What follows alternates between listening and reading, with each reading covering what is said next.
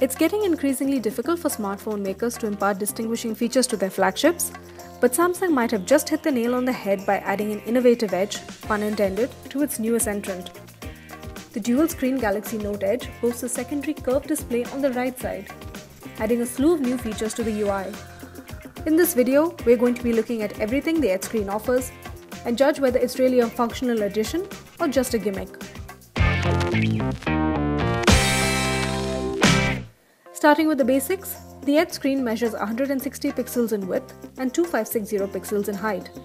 It slopes towards the right and supports both horizontal and vertical scrolling.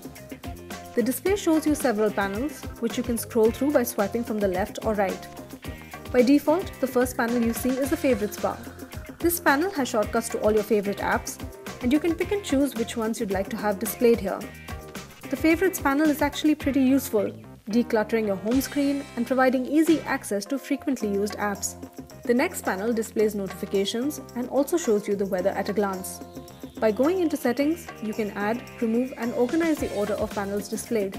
Apart from a bunch of pre-installed Edge panels, there are also a small selection of others you can download from Samsung apps, although we didn't find any of these particularly useful. In settings, you'll find an Express Me option which lets you customize the look of the Edge screen when the screen is locked, presumably suited to Samsung's official Note Edge flip cases, which leave the curved screen exposed. You can also customize the Edge screen text, which appears when the display is recessed. The night clock is a useful feature, which turns the Edge screen into a bedside glow-in-the-dark alarm clock, with the date and time faintly illuminated during specified after hours. Apart from the customizable panels, you can swipe down from the top to bring up a utility bar, which provides shortcuts to a stopwatch, timer, torch, recorder, and even a virtual ruler.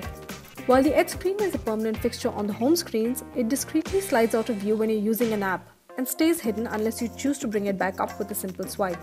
When the screen is locked, you can swipe your finger along the length of the curve to wake it up. It then displays the time and date by default, but you can also swipe through the other panels to check notifications, quick access your favorite apps, and more.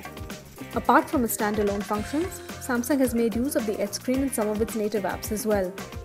In the camera app, for instance, the Edge screen is home to all the controls, leaving the main display free to function as a roomy viewfinder. You'll find similar controls in the native video and S-Note apps. One of our favorite features of the Edge screen is how it handles incoming calls and messages.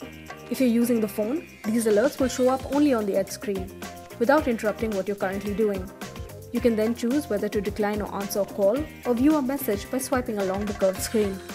It's obvious that Samsung has put in a lot of effort into its new display and the software surrounding it, but there are still a few features that we'd like to see. Controlling how long the Edge screen is displayed when you bring it up in an app, or choosing to hide it completely from the home screens are fine-tuned controls that would be welcome. We'd also like to see deeper integration with other native and third-party apps, but we expect this will come in time. Considering this is the first attempt though, we're very impressed with the Edge screen and we're looking forward to see how Samsung improves it in the future. Thanks for watching.